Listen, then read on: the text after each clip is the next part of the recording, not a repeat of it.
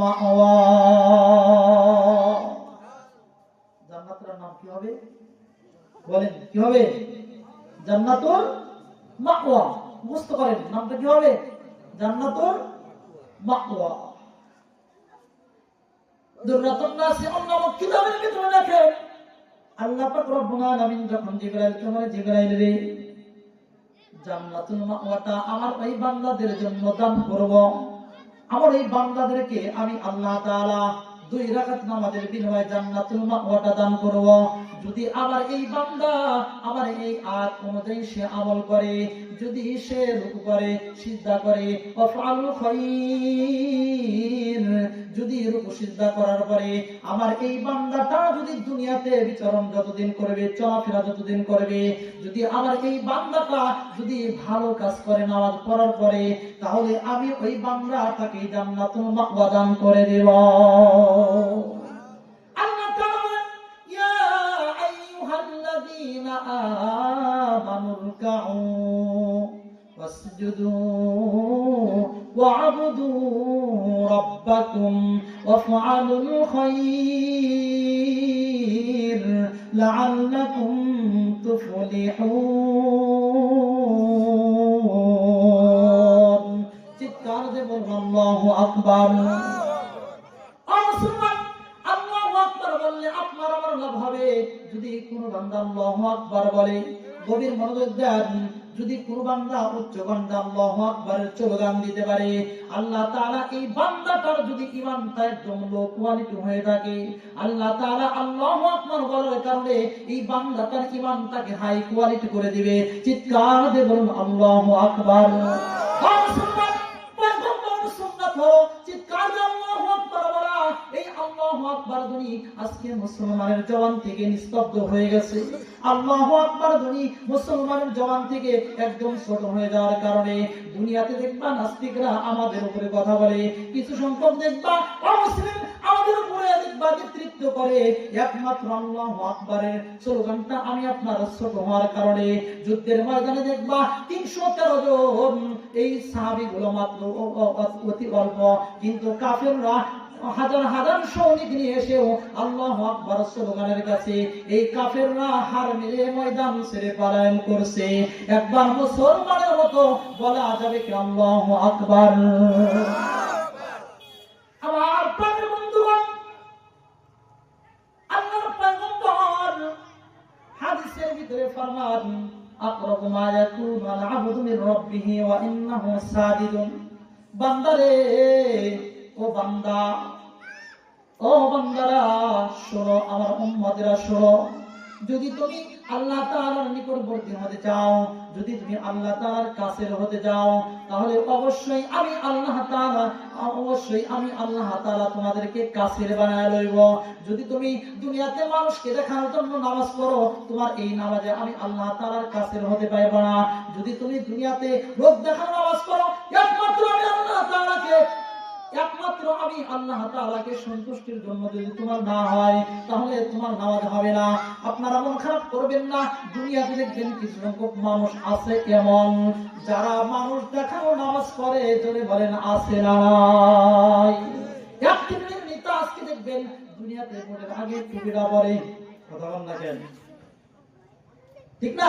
দেখবেন দাঁড়াবে এমপি মন্ত্রী মেম্বার চেয়ারম্যান দাঁড়াবে, সে দেখবেন লোক দেখানো কিছু নামাজ পড়ে। বলেন তো এই নামাজ কি আল্লাহ দরবারে কবুল হবে?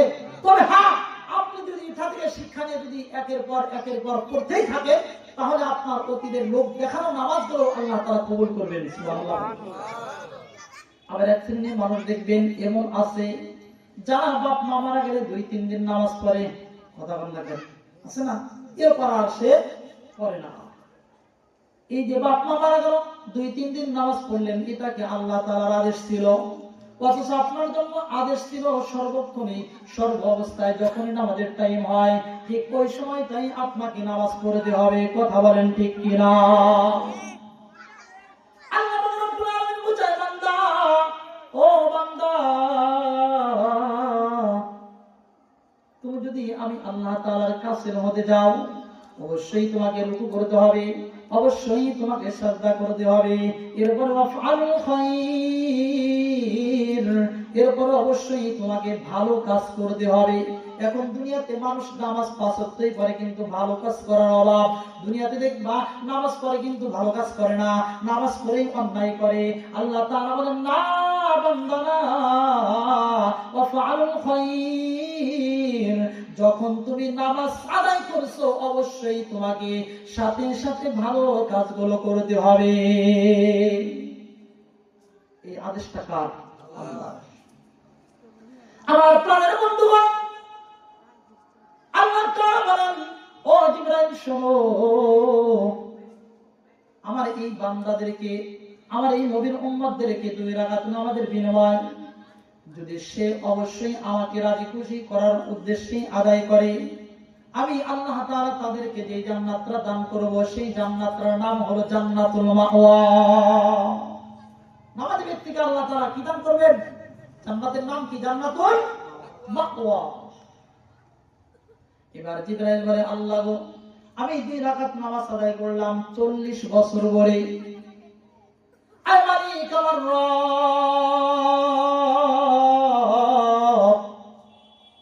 তুমি যে তোমার বান্দাদেরকে এত বিশাল জান্নাত দান করবা, আমাকে তুমি দিবা না, তাহলে আমার মনের ভিতরে আর যে আকাঙ্ক্ষা আশা, আপনি যদি ওই জান্নাতটা একটু দেখার জন্য অনুমতি দিতেন, তাহলে দেখে আমি আত্মায় শান্তি পেতাম। জিবরাইল আল্লাহকে বলতেছেন, আল্লাহ তুমি যদি ওই জান্নাতটা একটু দেখার অনুমতি দিতা, তাহলে ওই জান্নাতটা দেখে আমার মনে বড় শান্তি পাইতাম। তোমার বান্দাকে কত বড় জান্নাত তুমি দান করবা। শুরুতেই বলেছিলাম জিবরাইলকে আল্লাহ তাআলা পাখা দিয়েছে কয় শত? 600। 2টা ডানা এরকম করে মিললে সারা পৃথিবী তিনি ছট করে দিতে পারে। তাহলে কত বড় বিশাল এই ফেরেশতা আল্লাহ তাআলার সৃষ্টি। জিবরাইল ডাকতে বলেন, আল্লাহ গো, জান্নাত রাত তালা লাগানো। আল্লাহ তাআলা বলেন, জিবরাইল রে, এই জান্নাতটা বানানোর পরে আমি আল্লাহ তাআলা কোনোদিন খুলি নাই। যেই দিন কিয়ামত সংঘটিত হবে, আমার নামাজি ব্যক্তিদেরকে আমি যখন জান্নাতে নিব, ওই সময় জান্নাতটা ওপেন করব। ওরে মুসলমান, আল্লাহ পাক রব্বুল আলামিন বলে, জিবরিল তাহলে গভীর মনোযোগ দিয়ে শোনো, তুমি যেহেতু দেখতেই চাচ্ছ জান্নাতরা বিসমিল্লাহ বলে টাচ করবা দরজাটা, সাথে সাথে দরজাটা ওপেন হয়ে যাবে। জান্নাতের দরজার তালা হলো বিসমিল্লাহির রহমানির রহিম। জিবরাইল যখন বিসমিল্লাহির রহমানির রহিম বলে জান্নাতের দরজা টাচ করছে, সাথে সাথে দরজাটা খুলে গেছে। এবার জিবরাইল ভাবতেছেন, আল্লাহ তাআলা আমাকে এত ক্ষমতা দিয়েছে, তামাম পৃথিবী চট করে দিতে পারতাম, মাত্র 2টা ডানা এরকম করলে, তাহলে সবগুলো ডানা কাজে খাটাই লাভ কি? 2টা দিয়ে আমি জান্নাত খুলে দেখে। এবার জিবরাইল যখন 2টা এরকম করতে করতে মারতে মারতে ক্লান্ত হয়ে গেছে, এবার জিবরাইল আরেকটা ছাড়ছে, এরপরে যখন 10টা ছাড়ছে, 20টা ছাড়ছে, 50টা ছেড়ে দিয়েছে, 100 ছেড়ে দিয়েছে, 500 ছেড়ে দিয়েছে, কিন্তু জিবরাইল জান্নাতের ভিতরে এই সীমানার কোনো চিহ্ন পায় না যে এখান থেকে শেষ। জিবরাইল এবার 600 ডানা মারতে মারতে ক্লান্ত হয়ে গেছে। এবার জিবরাইল ভাবতেছে, হায়রে ক্লান্ত হয়ে গেছি। জান্নাতের ভিতরে আল্লাহ পাক রব্বুল আলামিন যদি একটা গাছ বানায় রাখতো, তাহলে আমি জিবরাইল ওই গাছের নিচে একটু বিশ্রাম নিতাম। একটা দিলে সারা পৃথিবী ভ্রমণ করতে পারে, এরকম কয়টা দিছে? 600 মেরেও সে জান্নাত অতিক্রম করতে পারে নাই। এবার একটা গাছের নিচে জিবরাইল বসে পড়লেন, বিশ্রাম নিলেন। ঘর্মাক্ত হয়ে গেছেন, ঘাম শরীর দিয়ে ঝরতেছে। এবার আল্লাহ পাক রব্বুল আলামিন দেখলেন জিবরাইল